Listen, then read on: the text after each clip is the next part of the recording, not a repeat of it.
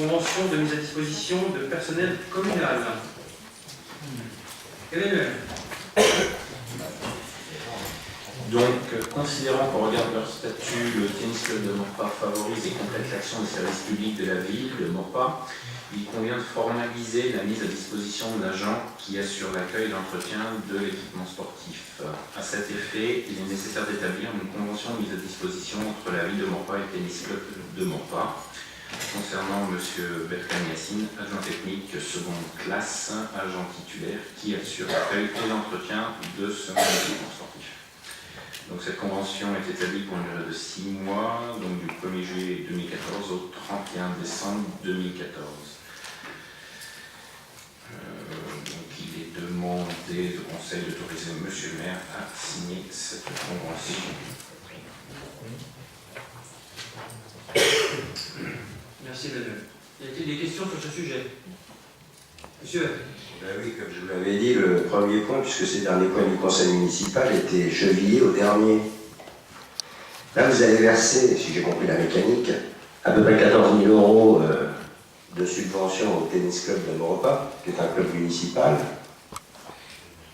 Vous allez continuer de payer monsieur l'agent, en l'occurrence, je crois que par discrétion, on ne doit pas donner de nom, mais peu importe, l'agent que vous connaissez. Et ensuite, le tennis club, au bout de 6 mois, vous reverse ce que vous lui avez versé.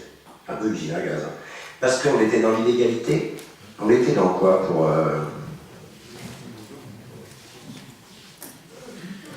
En fait, il y avait l'utilisation d'un agent de la commune par une association sportive et c'était absolument pas formalisé. Donc il y avait effectivement, visiblement, une lacune.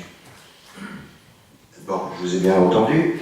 Et pour les autres équipements, ça n'est qu'un début et comment on fait?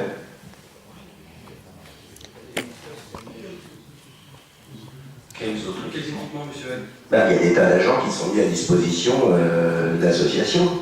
Le nettoyage des surfaces, l'entretien des... Non, ça n'arrive pas. Parce que vous parlez que de l'accueil, vous. Mais vous avez vu qu'il y a la charge d'hygiène, que... Bon, ça n'a rien à voir. Ça fait, enfin... Sauf à me dire qu'on était dans l'illégalité la plus totale. Puisqu'il s'agit d'un tennis club municipal. On mettait à disposition un agent municipal. Je vous rappelle que le tennis, et c'est une discipline assez particulière par rapport aux autres sports, c'est qu'il y a un nombre de pratiquants loisirs qui est supérieur aux compétiteurs. Donc c'est la population morpasienne là, qui vient jouer sur les cours. Il y a très peu d'extérieurs au tennis club de Maurepas. Comme d'ailleurs dans tous les clubs, là je pars sous contrôle de gens qui connaissent bien le tennis, on a très peu d'extérieurs sur le cours de tennis. Chaque club a ses adhérents. Mais alors, je ne comprends pas l'intérêt que vous avez à mettre en place cette... même si elle est neutre au niveau budgétaire, j'ai parfaitement compris. Et en plus, dans la convention que j'ai lue avec attention, vous demandez aux responsables du club de tennis de bien vouloir donner une évaluation sur l'agent au bout de 6 mois. Et d'ailleurs, si c'était bon comme mécanique, pourquoi vous vous arrêtez en 2015? Qu'est-ce qu'on fait après le 1er janvier 2015? Et puis dernière question, mais j'aurais dû la poser en premier lieu parce qu'elle conditionne ma réponse. Est-ce que l'association a été consultée? Michel Leroy.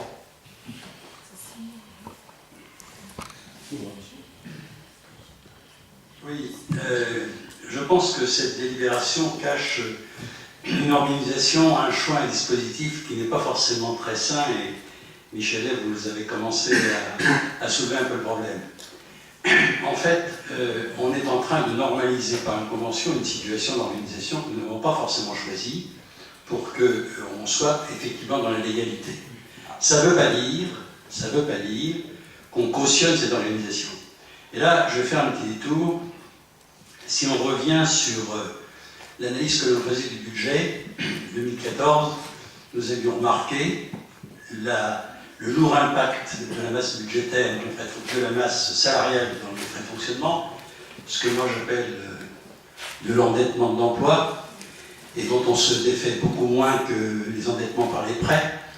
Donc c'est lourd, c'est difficile, on ne peut pas s'en dégager sans un certain nombre de choix de dispositions d'organisation.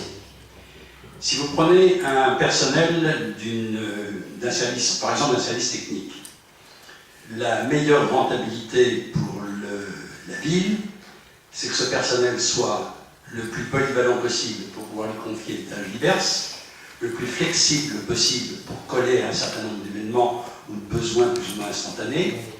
Ensuite, qu'il y ait un chef clairement identifié, et en général, le chef, c'est celui qui paye. Dans les dispositions en question qui ne vont pas, on est complètement à l'opposé de tout ça. C'est-à-dire que vous avez quelqu'un qui est détaché, il est évident que son engagement, c'est-à-dire le travail qu'il fournit tous les jours, ne peut pas être régulé puisqu'il est attaché à un seul équipement. Et il y a des jours où effectivement il n'a peut-être pas grand-chose à faire, c'est pas forcément de sa faute, mais c'est pas pour autant que le directeur des services techniques pourra le récupérer pour aller faire une intervention technique dans un autre secteur. Donc c'est pas sain. La deuxième chose qui n'est pas saine non plus, c'est qu'il n'y a pas de chef. Moi je suis désolé, un président de club qui en général est plus ou moins bénévole, retraité ou j'en sais rien, n'est pas toujours derrière la personne qui fait le travail, le monsieur dont on parle, donc il n'y a pas de chef. Finalement, il ne sait pas qui paye, puisque effectivement, c'est le dispositif type Shadok. La ville paye le monsieur, le tennis club reverse à la ville, et reverse à la ville comment? Puisqu'il faut qu'il y ait des fonds par le biais d'une subvention. Donc, à titre personnel, et dans une discussion qu'on a eue avec le délégué au sport, on est clair sur le fait que ces dispositions n'est pas opportune, ne colle pas à une efficacité et une réalité. Voilà pour la raison pour laquelle la disposition est prise pour 6 mois et permettait de porter là-dessus une réflexion, et s'il y a effectivement d'autres cas de mise à disposition de personnel dans d'autres situations, de revenir là-dessus, parce que ça n'est pas sain. Alors pour finir, alors là, Michelet, vous savez que mon expérience sur le sujet a été longue. Il est clair que la mission d'une association, c'est de faire l'accueil, et la mission de la ville, c'est d'entretenir les installations. Donc mélanger sous une même tête l'accueil, qui est vraiment du ressort de l'association, et le service, enfin, l'entretien des installations, n'est pas sain non plus. Donc si j'ai bien compris votre intervention, je pense qu'on se rejoint un peu sur le fond, et que ce fond, il va falloir le traiter. Merci Michel. Monsieur Chapa. C'est ça, très bref, je considère qu'il est tout à fait normal de régulariser sur le plan juridique ces situations-là, parce qu'elles sont très sévèrement jugées par les juridictions compétentes lorsqu'elles interviennent. C'est pas la peine de laisser le flou, et il est de bon ton, et je pense indispensable de le clarifier sur un plan administratif et juridique. Monsieur Van. Monsieur Chapa m'a devancé, c'est ce que j'allais dire. Je souscris à ce qui a été dit précédemment. Effectivement, c'est une mise en conformité qui est nécessaire. De toute façon, c'est dans le cadre de la juridiction, donc c'est tout à fait normal. Donc pour sur cette période, il y a ambiguïté quand même. C'est pas très. Enfin, moi je voterai, donc, enfin, on votera, donc il n'y a pas de souci. Par contre, sur cette période de 6 mois, donc au-delà. Donc là, c'est une question que je pose. Comment cela va se traduire? Est-ce que ce sera avec l'analogie qui est faite avec les offices, c'est-à-dire qu'on va déduire, on va doter un peu plus en subvention le tennis club, qui derrière elle repaye, ou quel mécanisme pour rendre la situation pérenne avez-vous imaginé? Alors pour répondre, au-delà des 6 mois, effectivement, il y aura une réévaluation de ces conventions. C'est ce qu'a dit tout à l'heure M. Roy, c'est réellement le temps, se donner le temps pour voir comment on peut pérenniser cette situation. Tout simplement, et ce sera effectivement également après les réflexions qui seront remontées du Grenelle, que l'on pourra décider et porter tout cela de façon plus sereine. Merci. Est-il Monsieur Elbouk? Toute dernière intervention, vous avez posé une question sur ça. J'ai beaucoup de défiance et de prudence à poser mes questions en vrac parce qu'on en oublie certaines. Il y en a une qui conditionne ma réponse, c'est l'association a-t-elle été consultée pour cette convention qui commence aujourd'hui, 1er juillet 2014. Alors, pour ce qui est de cette association-là, sous le gouverneur Emmanuel qui a reçu le président il y a quelques temps pour un sujet, cette association à reprise de courrier n'a jamais répondu. Donc, c'est-à-dire que, excusez-moi monsieur le maire, mais donc la convention n'a pas fait l'objet d'un entretien entre vous, monsieur Lutard, et le tennis club. Ils Et, n'ont pas- on nous demande de l'approuver ce soir. Monsieur c'est ça. Hay, ils n'ont pas répondu à nos sollicitations, ils ne faisons que, en tout cas, rentrer dans la légalité des choses. Donc, c'est une responsabilité de la collectivité de le faire. Oui, mais attendez, vous savez combien je vous estime, monsieur le maire. Vous pouvez faire en toute votre honnêteté, c'est pas ça. On n'est pas non plus dans l'illégalité. Moi, j'ai entendu monsieur Auroy, on se rejoint sur l'analyse, on n'était pas depuis un quart de siècle, et plus que ça d'ailleurs, dans l'illégalité. Parce qu'à mettre la main dans un mécanisme comme celui-là, je peux vous assurer qu'il y a des tas de choses, quand vous allez analyser le système, le secrétariat des offices, vous allez tomber ensuite sur les équipements qui n'ont pas vocation à recevoir du scolaire. Monsieur Là, ça va Hay, il y être a énorme. une convention mise à disposition pour les offices, ce qui n'est pas le cas pour le tennis club. Mais en effet, nous avons la responsabilité de prendre aujourd'hui au vote cette délibération parce que nous devons entrer dans le cadre de la légalité, ce qui n'était pas le cas avant. Et oui, il faut le dire.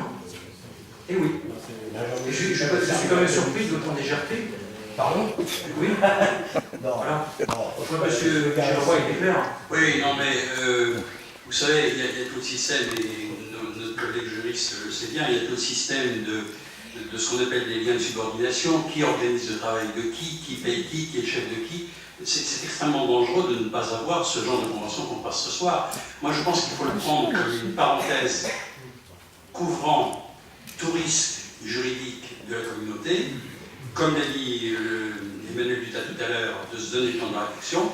Et là, ça n'engage que moi. Je pense qu'en termes d'organisation, il faut sortir de ce dispositif. Et si effectivement, dans d'autres situations de la ville, dans d'autres cas, on a le même problème de mise à disposition du personnel avec des choses aussi tordues, il faudra bien les traiter. Y a-t-il d'autres questions? Donc je vais mettre ça au revoir. Qui est contre cette convention mise à disposition du personnel communal du tennis club? Qui s'abstient?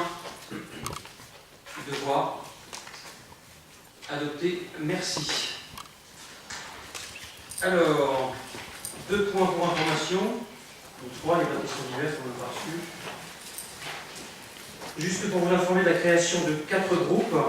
Alors j'ai déjà annoncé 3, selon maintenant le règlement intérieur qui a été voté, donc je peux en annoncer au public pour information. Le groupe Morpa et vous, composé de M. Michel Hay, Mme Carole Rossi-Cuvillier. M. Michel Hay, vous en êtes le président? On n'a pas encore élu le président. On va partager. Oui, je pense. C'est énorme. On baisse le temps là. Le groupe En Avant Morpa, composé de Michel Chapa et Mme Florence Marie-Schwartzmann. M. Michel Chapa, vous en êtes le responsable. Le groupe Morpa Dynamique et Solidaire, composé de M. Ismaël Aval et Martine Fayol. M. Val, vous en êtes le responsable. Et ensuite, alors pour le groupe Morpa au cœur, c'est différent. M. Pierre Luganet, Mme Malaquin. M. Luganet, est-ce que vous pourriez nous faire un courrier écrit pour la création de votre groupe? Voilà. Merci à vous. Aussi, autre point d'information, je vais passer de ce côté-là la parole à M. Laurent Burson pour une déclaration concernant la petite enfance, la compétence de la petite enfance va être transférée à la commune de Sétan.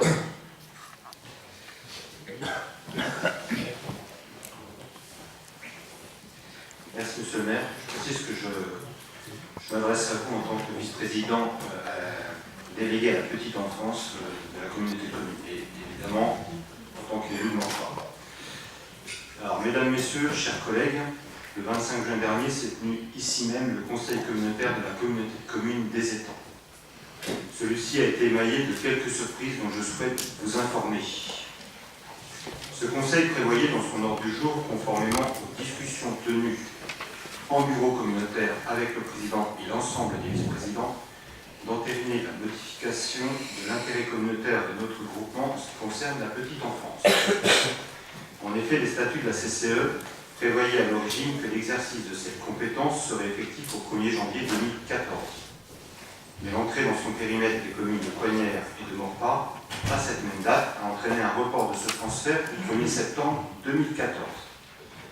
Malheureusement, malgré les efforts des services municipaux et communautaires entrepris depuis les élections municipales, l'état de maturation de ce dossier ne nous laissait pas entrevoir un transfert de cette compétence dans des conditions techniques, financières et managériales acceptables, que ce soit pour la ville, les familles utilisatrices ou les 120 agents municipaux concernés.